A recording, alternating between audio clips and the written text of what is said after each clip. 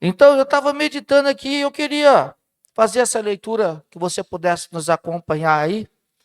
Primeira carta a Coríntios, no capítulo de número 2, a partir do versículo 6, quem escreve é o apóstolo São Paulo, um homem que na época não tinha um nome assim, né?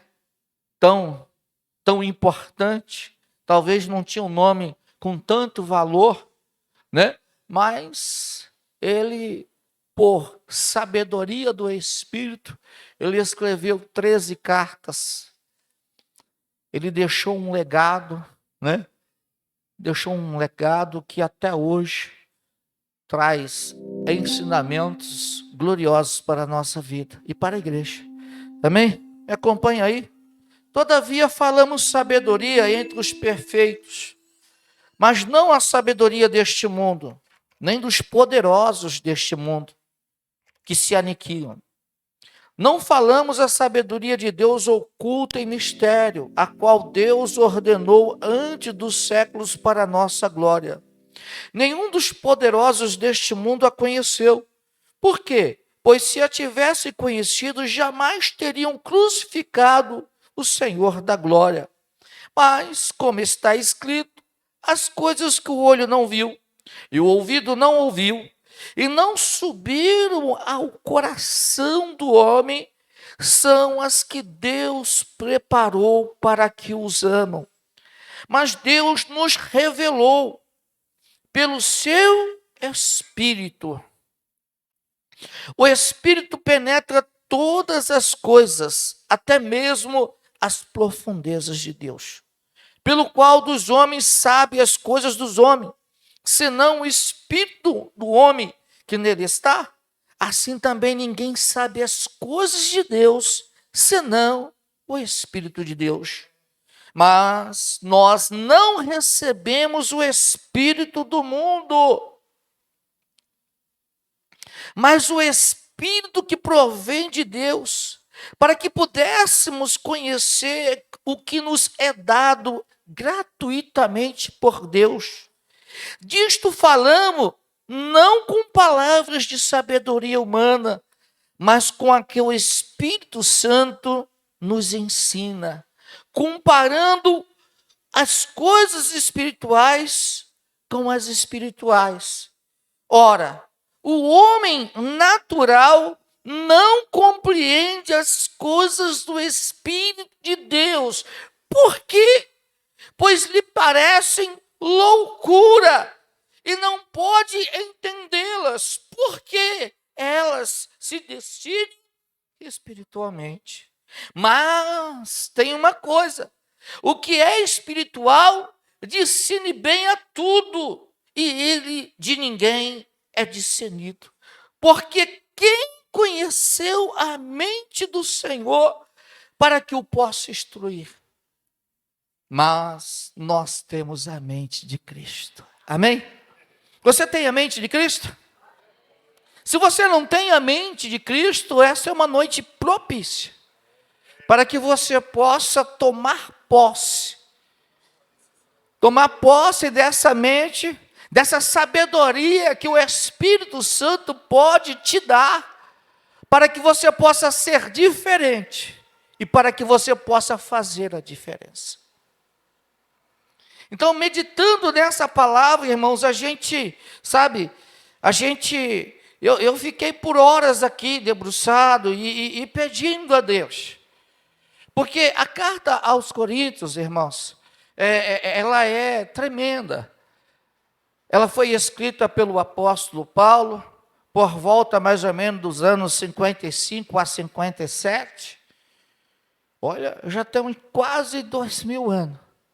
Mas é interessante que esses escritos aqui, ele traz vida para a gente. Ele traz um renovo, ele traz um reforço espiritual. Quando a gente muitas das vezes se acha abatido devido às lutas do dia a dia, devido às circunstâncias da vida, alguns problemas, você mergulha no que está escrito aqui, e é interessante que você recebe fortaleza, você recebe força. sabe, você se renova. É interessante, é só experimentando que você pode, aleluia, ter essa certeza. É quando você mergulha nas Escrituras. E é interessante que Paulo, ele fundou a igreja de Corinto, e não foi muito fácil, porque todo começo, irmãos, ele é bastante difícil.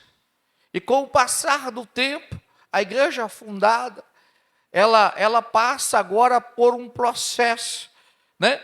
Porque perceba os irmãos que quando criança, todo crescimento produz, né? Às vezes dor. A criança nasce, para falar é uma dificuldade tremenda. E aí ela vai crescendo, ela começa para andar, ela cai, se machuca, não é assim? E assim estava acontecendo com essa igreja, uma igreja nova, uma igreja que agora vai dando um pouquinho de trabalho.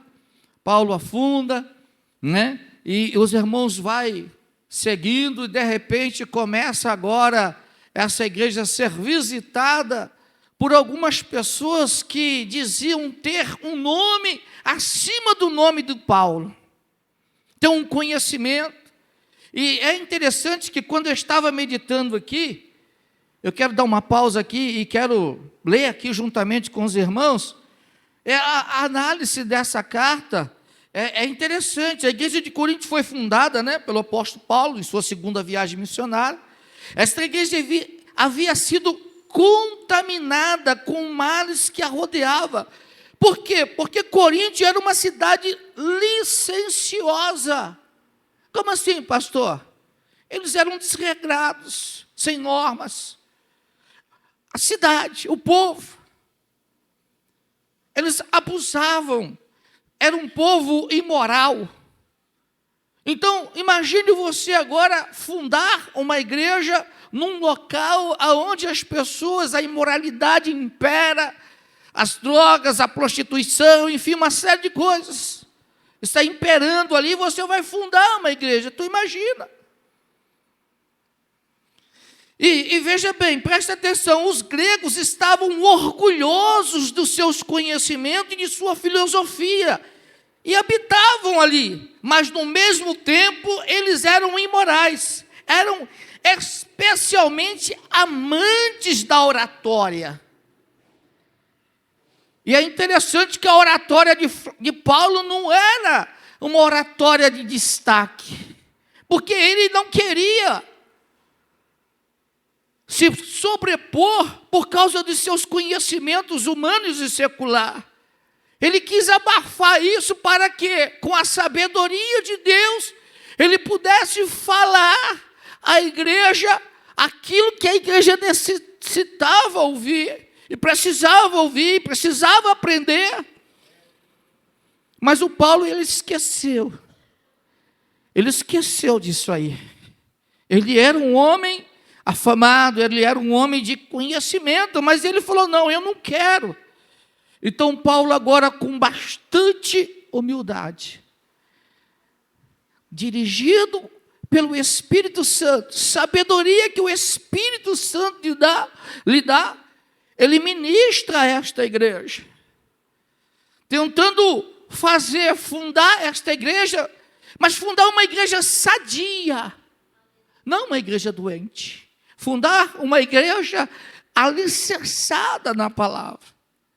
Mas agora, como a comunidade, ela apreciava uma boa oratória, que quando a gente traz para os dias de hoje, quem é que não gosta de ouvir um bom pregador, um pregador que ministra com palavras romantizadas? Quem é que não gosta de ouvir, irmãos? Imagine ouvir o pastor Zailson, né? Se temos tantos aí, e era o que estava acontecendo aqui na igreja de Corinto. Mas Paulo não. Paulo devagar, tranquilo, conduzido pelo Espírito Santo, ele vai ministrando a igreja de Corinto, tentando fazer, aleluia, eu entender que há um norte, há uma direção, e ela não pode perder o foco. E é por isso que ele vai trabalhando. Mas é interessante que os seus opositores também estavam trabalhando ali, criando, irmãos, situações complicadas para a igreja.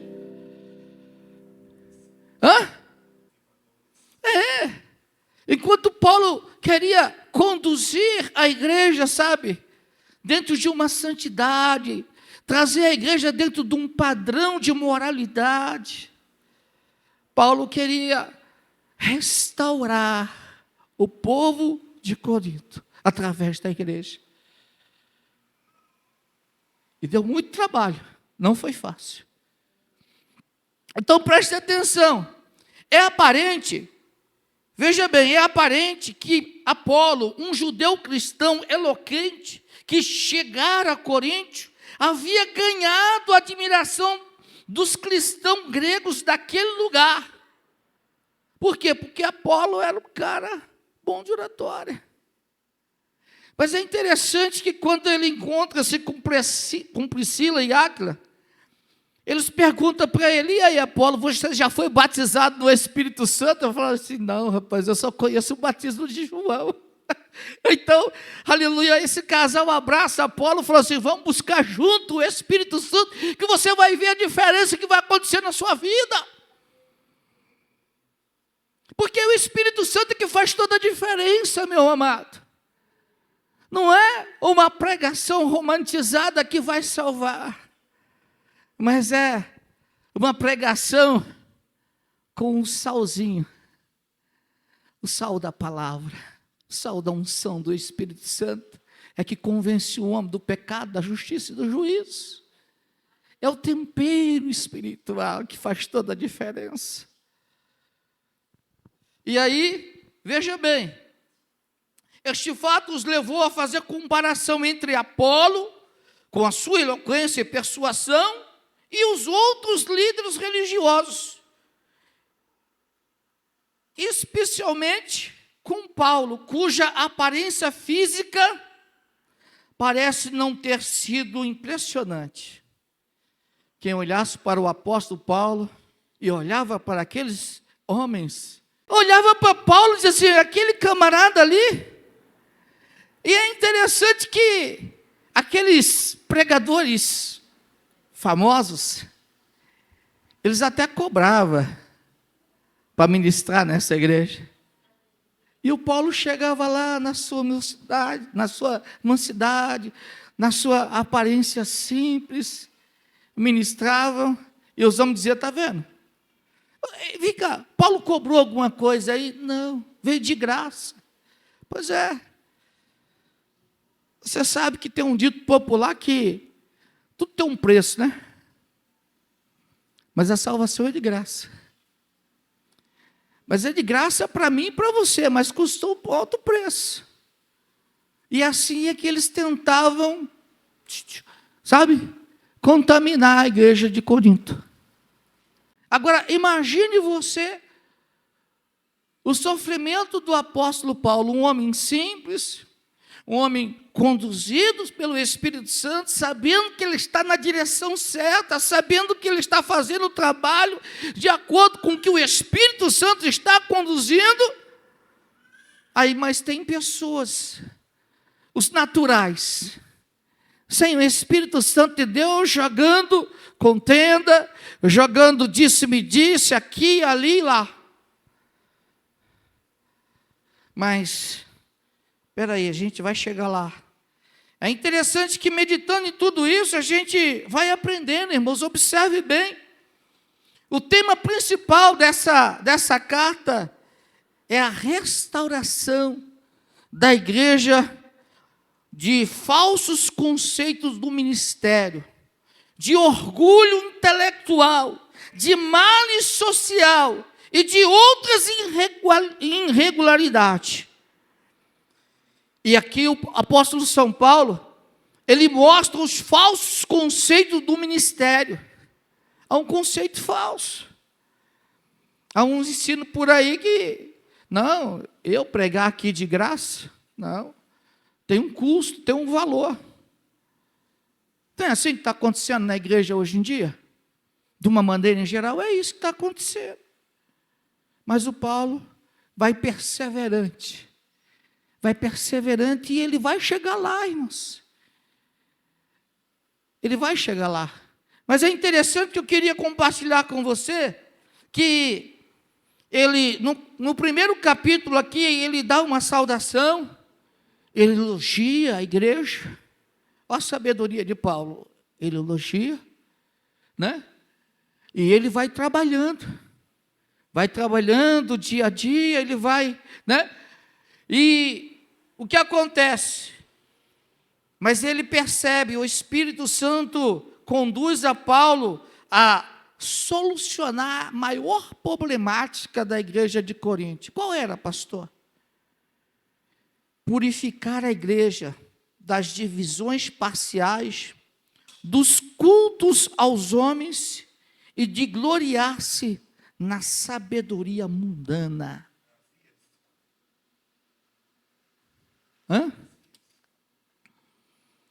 E é interessante que o ministério exemplar de Paulo, porque não é fácil, irmãos, ser exemplo, ser modelo, ser um padrão, hoje em dia, está difícil. Saía da igreja aqui quinta-feira, estava conversando com a minha esposa, e eu estava observando hoje a igreja do Senhor. Quem é a igreja do Senhor? É eu e você, correto? Aí você encontra pessoas na rua. Antigamente, antes da virada do milênio, o cristão era fácil de identificá-lo na rua. Mas hoje não está tão fácil assim, não.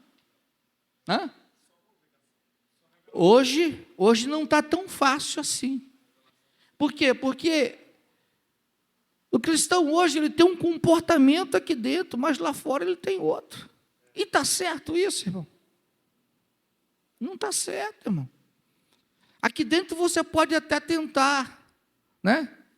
Ludibriar o pastor, a liderança. Mas é lá fora, irmãos. É lá fora. Que a gente precisa ser um padrão, precisa ser um modelo, independente da pressão que venha sobre nós. E aqui a pressão era forte em cima do apóstolo São Paulo, em cima do apóstolo São Paulo, para que ele talvez, desistisse da sua conduta, do seu padrão. A pressão era forte, irmãos. Como é hoje também, a pressão é muito forte para que eu e você venha perder o foco, venha perder a linha, venha, desistir do alvo. A pressão do mundo é forte. Mas como ensina o nosso pastor Rigonato, se o mundo vem de lá para cá com uma pressão, você tem que aumentar a pressão daqui para lá. Você não pode ceder. E a princípio aqui, o povo de Corinto, a igreja de Corinto estava cedendo a esta pressão. Mas o Paulo se mantinha firme. Por quê? Porque ele foi chamado para ser um padrão, ele foi chamado para ser um modelo, e ele não poderia, irmão, jamais deixar de fazer o que ele foi chamado para fazer. E eu não sei como que você está na caminhada da fé, eu não sei se você tem passado por pressões, mundanas, carnais, enfim, mas tem uma coisa, amado, você precisa se manter na posição. Certa feita, andando com o pastor Rigonato, nós lá na estação da Barra Funda, encontramos uma irmã desesperada, triste, angustiada, falando que ela não aguentava mais a pressão onde ela estava trabalhando. Não sei se o pastor Rigonato lembra disso. E o pastor pegou ali e foi falando para ela, mas aguenta as pontas, você é luz. Brilhar aqui ou dentro da igreja é muito fácil, mas Deus nos leva a lugares que exigem que eu brilhe lá. É dentro das trevas que eu preciso brilhar. É dentro, muitas das vezes, de um lugar onde se precisa jogar sal.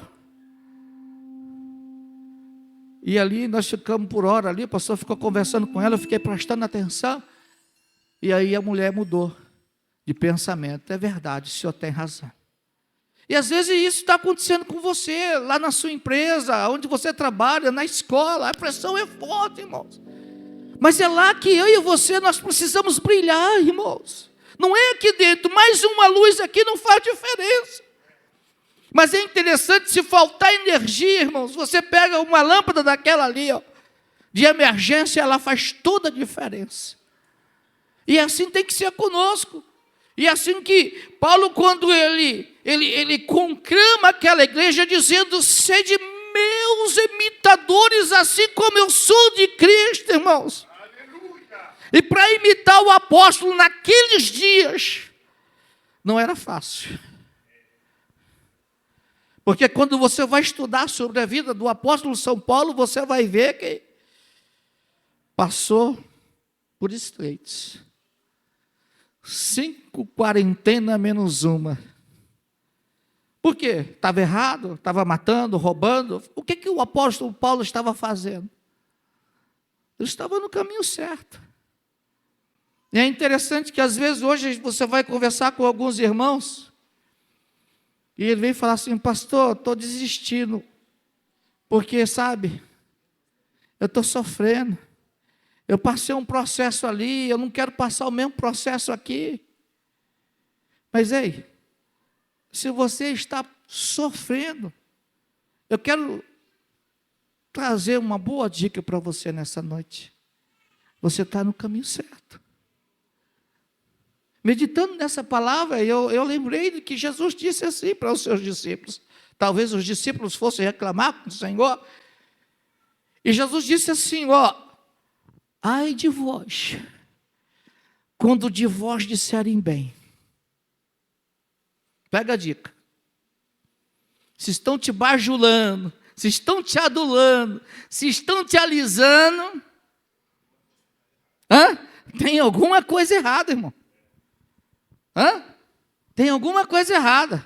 Porque quem falou não foi Pedro, João, não. Quem falou foi Jesus, que disse assim: ai de vós, quando de vós disserem bem. E é interessante que o apóstolo Paulo, escritor dessa carta, ele escreve a Timóteo, quando ele faz um convite a Timóteo, aproveitando o momento dessa ministração, o Paulo convida Timóteo para fazer sucesso no ministério. Ele convidou Timóteo para fazer sucesso no ministério? Não, meus irmãos. Mas ele escreve a Timóteo dizendo assim: Timóteo, aguenta as pontas, sofre comigo, como bom soldado de Jesus Cristo, as aflições, porque nós estamos na direção certa, nós estamos no caminho certo. Então você não pode perder a linha não, igreja, você não pode perder seu foco. Continua. Se estão te defamando, se estão falando mal de você, se estão te apontando, aleluia, você está fazendo coisa errada? Não está não, pastor. Então você está no caminho certo. Fica tranquilo, aguenta as pontas. Você está no caminho certo. E às vezes a gente não consegue, irmãos, entender essas coisas. Mas Paulo estava ministrando a igreja aqui de Coríntios, instruindo, ensinando. Por quê? Porque na direção do Espírito Santo, a sabedoria que Deus estava lhe dando, ele estava instruindo a igreja. Persevera. Olha para mim. Sede meus imitadores como eu sou de Cristo. Me imita. E há quem diga, se o apóstolo Paulo viesse hoje aqui para Mauá, ele seria impedido de ministrar em muitas igrejas. Nem toda igreja queria ouvir o apóstolo São Paulo. Não. A agenda do apóstolo São Paulo ia estar aberta. Talvez ele ia pegar e dizer assim, agenda 2024 aberta. Eu já vi bastante. Vocês já viram isso no Face? Tem bastante pregador. A agenda de 2024 já está aberta. Mas o apóstolo São Paulo, irmãos, a agenda do apóstolo São Paulo. Amém? Mas vamos continuando aqui. Os irmãos estão me entendendo? A gente está conseguindo fazer os irmãos entender? Porque Corinto, irmãos, era uma igreja problemática. E para solucionar, para para restaurar a igreja de Corinto, o apóstolo São Paulo teve que manter a sua postura. E aí eu e você, nós precisamos nos manter, irmãos. Nós precisamos, sabe, oração e palavra. Nós precisamos frequentar a escola dominical. Nós precisamos frequentar o culto de doutrina, onde tem ensinamento genuíno nessa casa. A gente precisa estar nas orações de manhã. Você tem tempo, vem orar de manhã. Por quê? O tempo está mal, irmãos. Então nós precisamos buscar o Senhor enquanto nós o podemos achar, porque a coisa vai estreitar. Há promessas de bênção, de vitória para 2024 já tem gente profetizando que vai ser ano disso ou daquilo, mas nós nem terminamos nenhum ano de 2023. E aí? Será que eu consigo chegar na virada do ano? Será que você consegue alcançar a virada do ano? O que é a nossa vida, como disse Tiago, é um vapor. A gente não sabe. Estou olhando ali para o irmão, o pai dele ia fazer um aniversário, mas poucos dias antes de completar mais um ano de existência, Deus resolveu colher.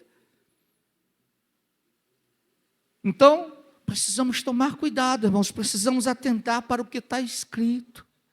E nós aprendemos muito aqui com a igreja de Corinto, porque Paulo insistiu, Paulo investiu, sabe? Paulo trabalhou.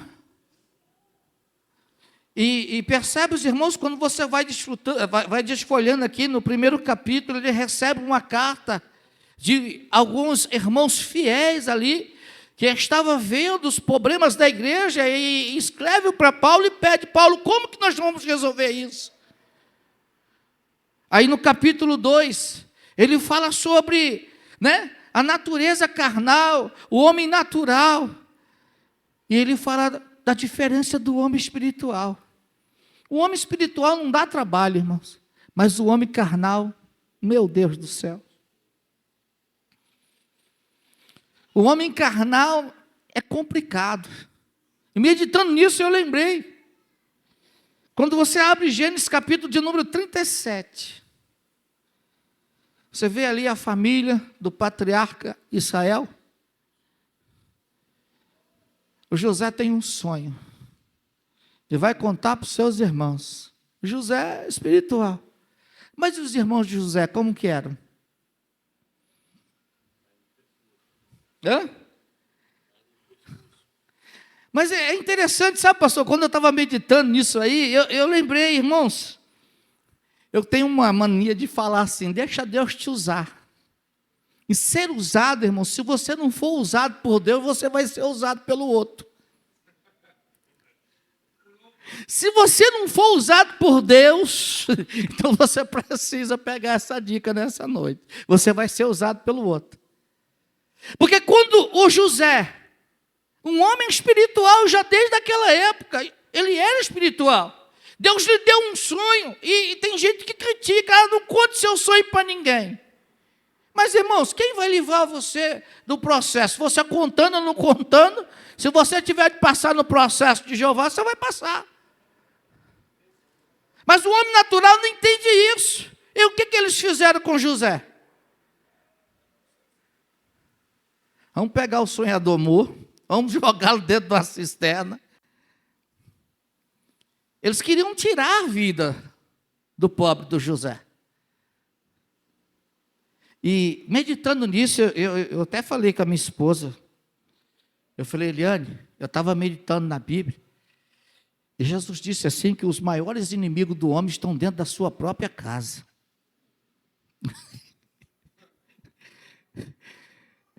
O salmista disse: se fosse um inimigo estranho, mas não, ele está dentro da sua casa, está no meio dos seus. Mas eles não podem faltar, irmão, sabia? Não pode faltar. Deus não podia tirar os irmãos de José, mas não, deixou eles lá. E eles não foram usados por Deus, foram usados pelo outro. Venderam José, jogaram José na cisterna, da cisterna venderam José foi parar na feira. Mas o homem espiritual, ele vai entendendo tudo, ele permanece firme. Ele sabe que ele tem um propósito, Deus tem algo na vida dele, e ele sustenta. Ele geme, ele chora, sabe?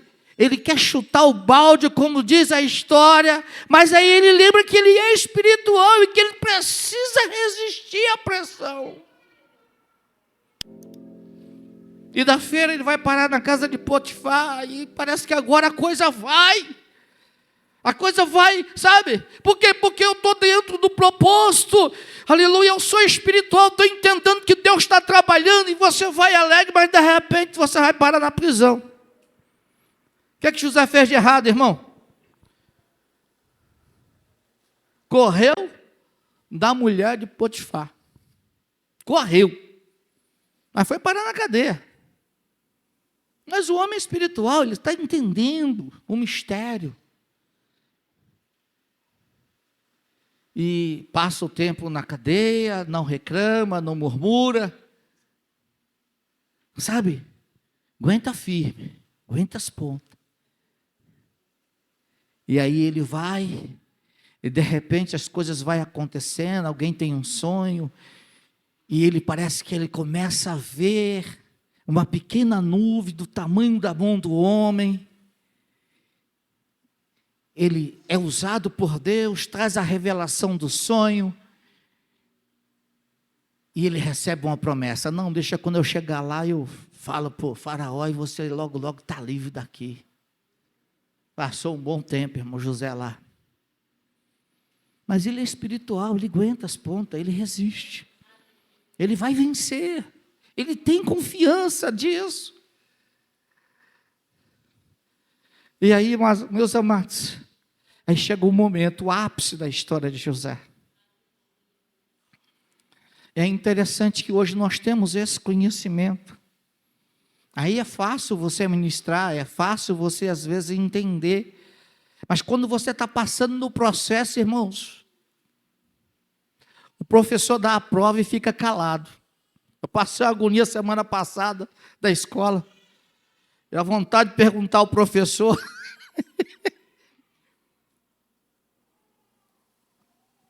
E aí tem aqueles audaciosos: o professor, não estou entendendo. Problema seu. Nós já ministramos a aula, agora o momento aqui, a prova é sua. Acabou, se vira.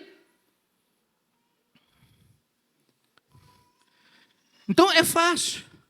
Aí é interessante que eu estava meditando nisso aqui, irmãos, e isso tudo vem na nossa cabeça e a gente tenta organizar para a gente ministrar, para vocês entenderem o que Paulo disse aqui no capítulo 2, que a diferença entre o homem espiritual e o homem natural, e o homem carnal.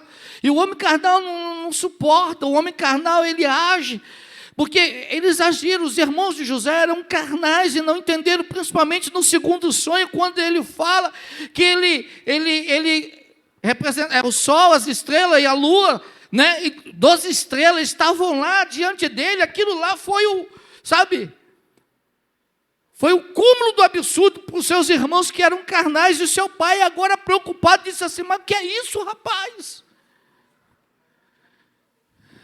Que é isso? Mas o José vence. E aí, eu sou levado também, irmãos, meditando em tudo isso, eu sou levado lá no livro de Neemias. Neemias, um homem também espiritual. Um homem que Deus chamou ele para uma missão. Ele tinha um tempo determinado por Deus. E ele tinha uma missão para concluir. Mas é interessante que quando ele chega lá no lugar, ele encontra Sanbalat, Tobias e Gésem. Homens carnais. Homens que não entendiam que Neemias estava ali, não era para ser governador daquele lugar. Neemias não estava ali porque queria ser rei, queria mandar no povo, não. Ele estava ali porque, aleluia, Deus tinha falado com ele. Aleluia, tinha lhe dado sabedoria. E é tão interessante, quando ele ora, ele vai falar com o rei. As portas se abrem, o rei, aleluia, abre as portas. O rei diz para Neemias: o que você precisar está na tua mão. O rei entendeu isso, mas lá, chegando lá, ele se depara com os homens carnais, que, sabe, tentam parar a obra, tentam impedir a obra. E como eu disse, irmãos, se você não for usado por Deus, você vai ser usado por outro. Então toma cuidado. E eles tentam, no capítulo 6, eles chegam ao absurdo de pagar para alguém profetizar para Neemias, para que Neemias viesse entrar no templo, para que eles tivessem uma brecha na vida de Neemias e viesse frustrar os seus planos. Mas sabe o que acontece, irmãos? Lá no capítulo 6, diante de toda a pressão, o Neemias, ele recebe uma revelação de Deus, porque ele era espiritual. Ele disse: olha, um homem como eu correria?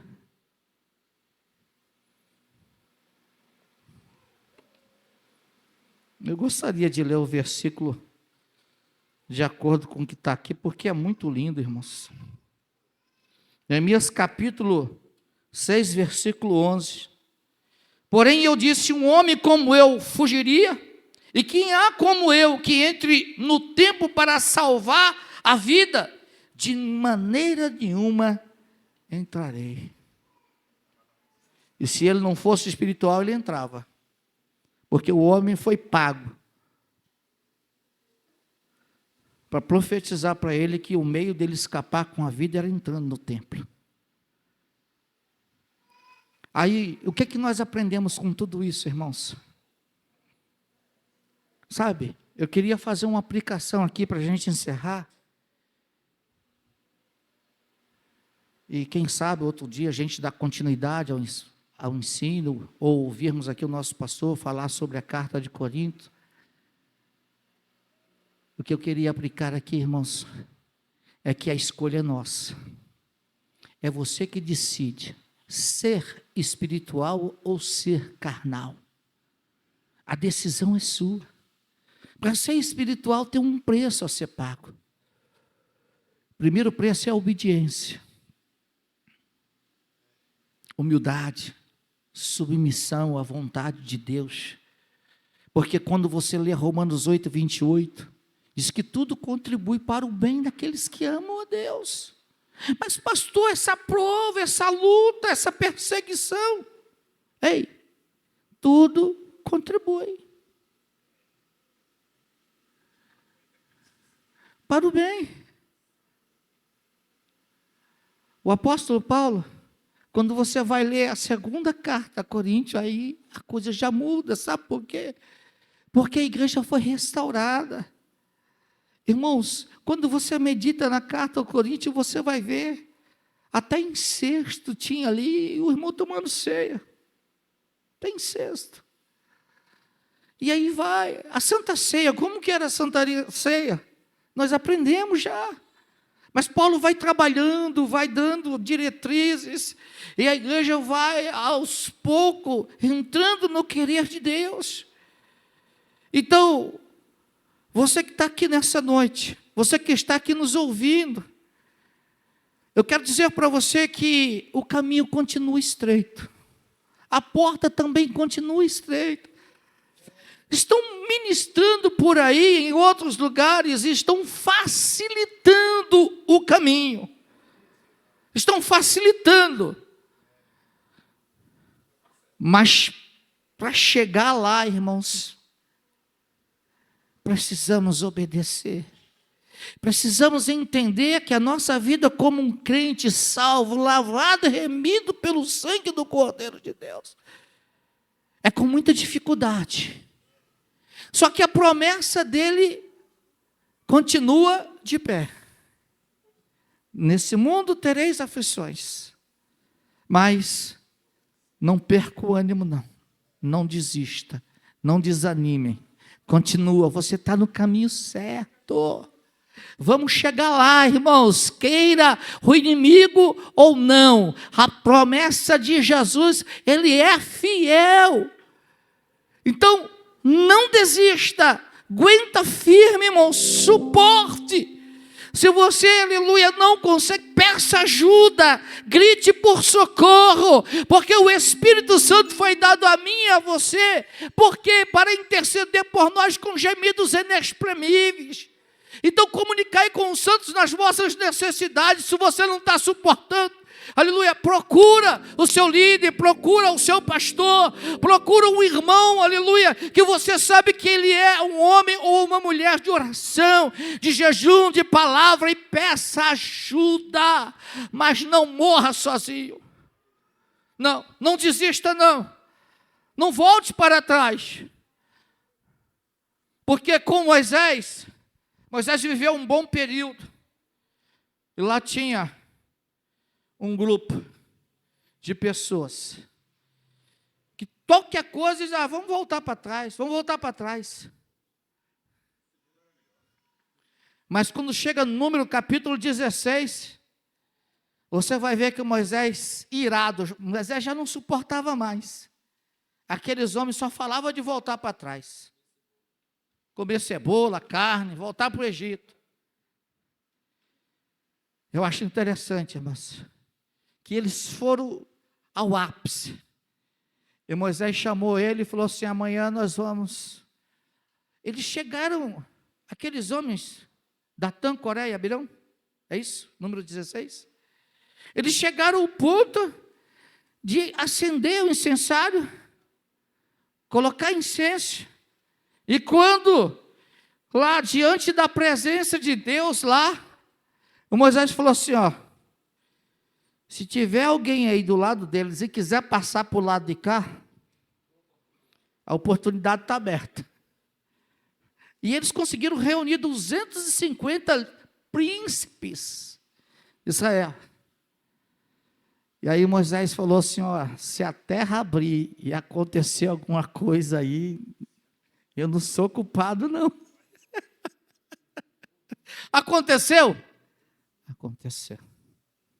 A terra abriu e engoliu aqueles homens. Eu pergunto, meditando nessa palavra, Deus não podia ter tirado eles antes? Deus podia, mas chegou o tempo.